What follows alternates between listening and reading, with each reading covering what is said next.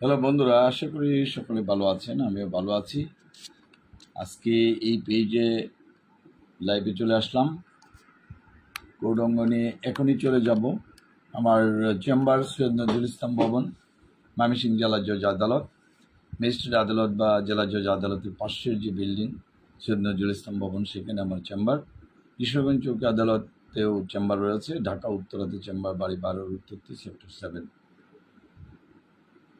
সেখানে আমার চেম্বার রয়েছে। আমার ফোন নাম্বার 01711337019 অথবা 01711921416। এই নাম্বারে যোগাযোগ করতে পারবেন।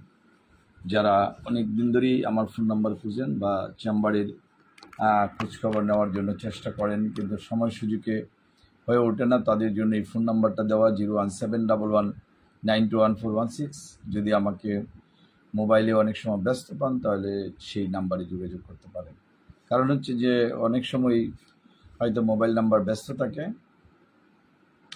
তাহলে ইমো এবং হোয়াটসঅ্যাপে যোগাযোগ করতে পারবেন। যারা জমি সংক্রান্ত মামলা নিয়ে ঈশ্বরগঞ্জ চৌকি আদালত, বিশেষ করে নান্দাইল, ঈশ্বরগঞ্জ, গরিপুর, ফুলফুল, ফুলবাড়িয়া, তারাকান্দা এবং আপনার হালুয়াঘাট, মুক্তাগাছা, দুবাওড়া, ত্রিশাল, বালুকা, গফরগাঁও, পাগলা থানার ভিতরে রয়েছেন, বিভিন্ন ধরনের মামলার অসুবিধা থাকে।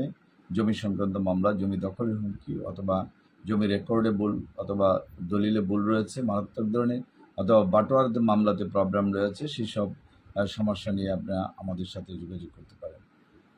আমাদের ফোন নাম্বারে আগেই বলেছি, যদি ব্যস্ত থাকে তাহলে আপনার হোয়াটসঅ্যাপ বা ইমো নাম্বারে যোগাযোগ করবেন।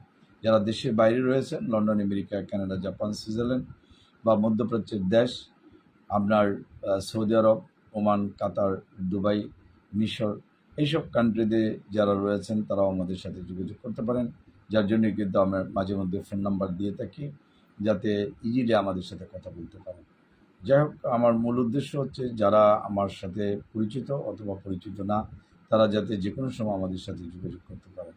আমরা মনে করি যে একজন অ্যাডভোকেটের নাম্বার প্রয়োজনে আপনার কাছে থাকা দরকার রয়েছে, কারণ আপনার প্রয়োজনের সময় দেখবেন যে আপনি নাম্বার পাচ্ছেন না।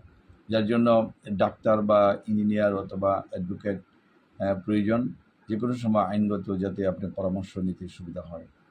আমি মনে করি যে যারা অনেক দিন ধরেই জমি সংক্রান্ত বিষয় নিয়ে দেশে অথবা দেশের বাইরে বা যে এলাকায় আপনার সম্পদ রয়েছে, জমি রয়েছে, সে এলাকার বাইরে অবস্থান করছেন, তারা ইজিলি আমাদের সাথে যোগাযোগ করে সেগুলোর পরামর্শ নিতে পারেন এবং কী অবস্থা রয়েছে।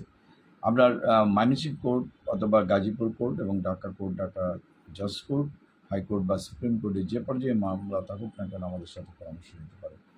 এবং পারিবারিক মামলা যারা রয়েছে, পারিবারিক মামলার বিষয়ে পরামর্শ নিতে পারেন। সিভিল মামলা বা ক্রিমিনাল মামলা অথবা চেকের মামলা, যে কোনো ধরনের মামলা পরামর্শ নিতে পারেন।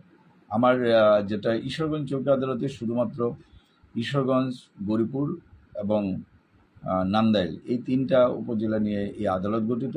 যেসব সম্পত্তির মূল্য 25 লক্ষ টাকা, সেখানে মামলা করতে পারবেন। এছাড়া পারিবারিক যে মামলা রয়েছে সেগুলো করতে পারবেন। আর আমাদের যে ময়মনসিংহ জেলা সৈয়দ নজরুল ইসলাম ভবনের যে আমার চেম্বার রয়েছে, সেখানে যদি যোগাযোগ করেন যে কোনো থানা থেকে যোগাযোগ করতে পারবেন।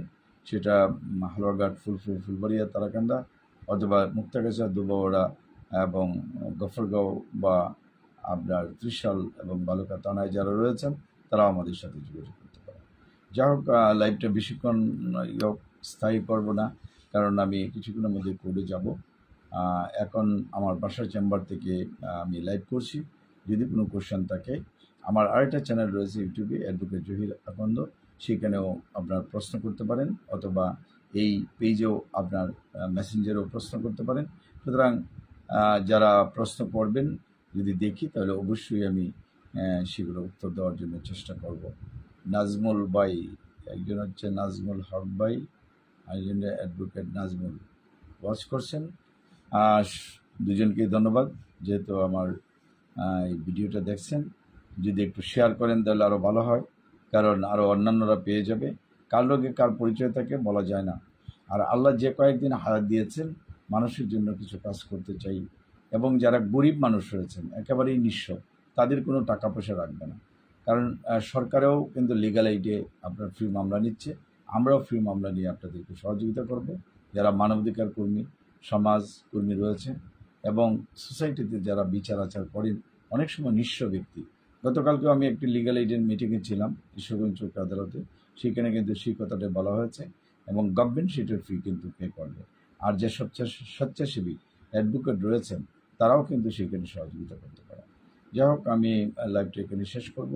সবাই ভালো থাকেন এই প্রত্যাশা করি, আপনাদের জন্য দোয়া করি, আমাদের জন্য দোয়া করবেন এবং বাংলাদেশ সহ বিশ্বের সকল দেশের মানুষ সুখী এবং সমৃদ্ধ থাকুক এই প্রত্যাশা করে আজকে লাইভটি এখানে শেষ করছি। ধন্যবাদ।